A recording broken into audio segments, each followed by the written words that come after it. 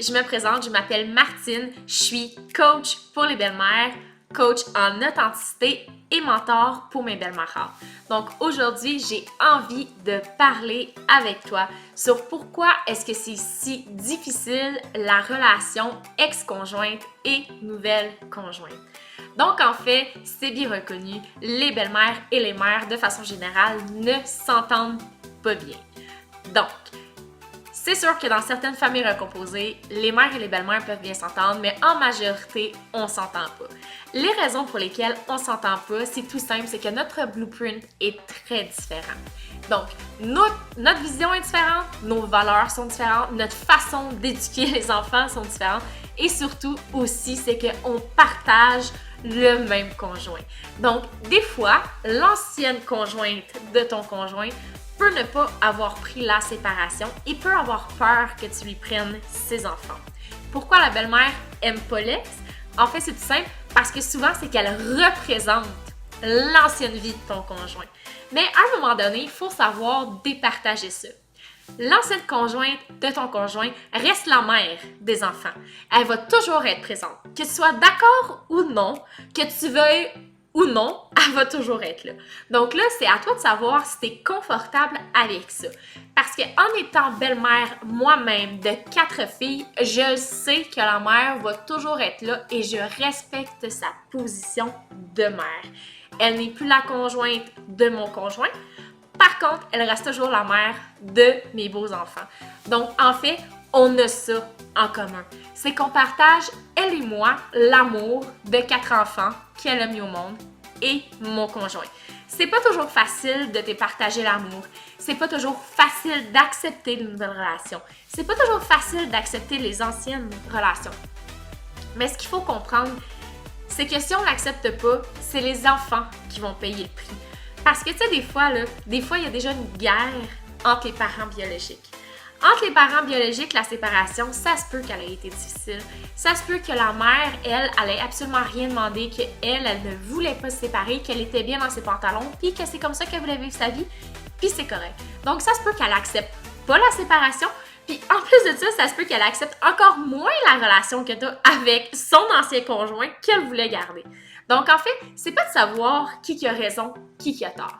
En fait, c'est d'être capable de prendre soin de soi en tant que belle-mère, en tant que marâtre et conjointe du monsieur auquel vous vous êtes attaché, auquel vous aimez. Donc, par respect pour votre conjoint et surtout par respect pour vous-même, il faut pas bitcher. Il faut vraiment... Il y a des fois où est-ce que la différence d'éducation va vraiment être très difficile.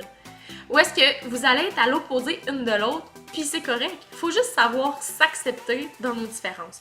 Et je sais que je dis ça d'une façon très détachée, et je sais que c'est pas toujours facile quand t'es là-dedans. Mais par contre, il faut savoir faire assez de travail sur nous-mêmes pour être capable de le faire. Donc, je t'explique. S'il y a quelque chose qu'elle fait et qui ne te convient pas sur l'éducation des enfants, dis-toi que c'est quand même ses enfants. Donc, c'est à toi à prendre position avec ton conjoint et c'est ton conjoint qui va trancher pour ce qui se passe chez toi et ce qui se passe chez elle. Ce n'est pas ta bataille. Il va avoir un impact sur toi, c'est sûr. Mais tu as quand même choisi cette vie-là de famille recomposée. Tu n'as pas tout choisi le trouble avec quoi ça amène, mais tu as quand même, en toi, tu savais dès le départ c'était quoi la relation entre le père puis la mère. Ça, c'est sûr que tu savais, c'est pas une surprise. À ce moment-là, c'est à toi de décider de te détacher de cette situation-là et de te dire ça ne m'appartient pas. Je vais supporter mon conjoint dans ce qu'il va faire, dans les prises de décision, les prises de position qu'il va prendre. Mais au-delà de ça, la chicane avec l'ex, ça me regarde pas puis j'ai pas envie d'embarquer là-dedans. Parce que, tu sais, il faut que tu saches là, qu'il faut protéger ton énergie. Ton énergie, là, dans le fond, les fuites énergétiques, c'est ce sur quoi tu donnes de l'importance puis qui devrait pas avoir d'importance. Donc, si tu prends la peine de te chicaner toi aussi avec la mère de tes beaux-enfants parce que ça fait pas ton affaire de la façon qu'elle agit avec ton conjoint, ça fonctionnera pas. C'est des fuites énergétiques. Fait que laisse tomber, laisse couler, laisse ton conjoint prendre ses propres décisions. C'est un grand garçon, c'est un adulte. Faut pas infantiliser non plus nos conjoints. Je le répète, je le dis de façon détachée. Je sais que ça peut avoir un impact sur toi, mais il faut que tu sois capable de toi prendre soin de toi-même et de te poser la question, qu'est-ce qui vient te chercher et comment est-ce que tu peux laisser tomber les problématiques de la mère et du père. Comment est-ce que tu peux prendre soin de toi là-dedans? Il y a juste toi qui peux répondre à cette question-là. Qu'est-ce que toi te fait du bien? Mais il faut arrêter de dire qu'il y a toujours une confrontation avec l'ex puis la belle-mère. Parce qu'en réalité, c'est pas ça. C'est pas des confrontations. C'est seulement des schémas émotionnels. C'est sûrement des blueprints qui sont différents.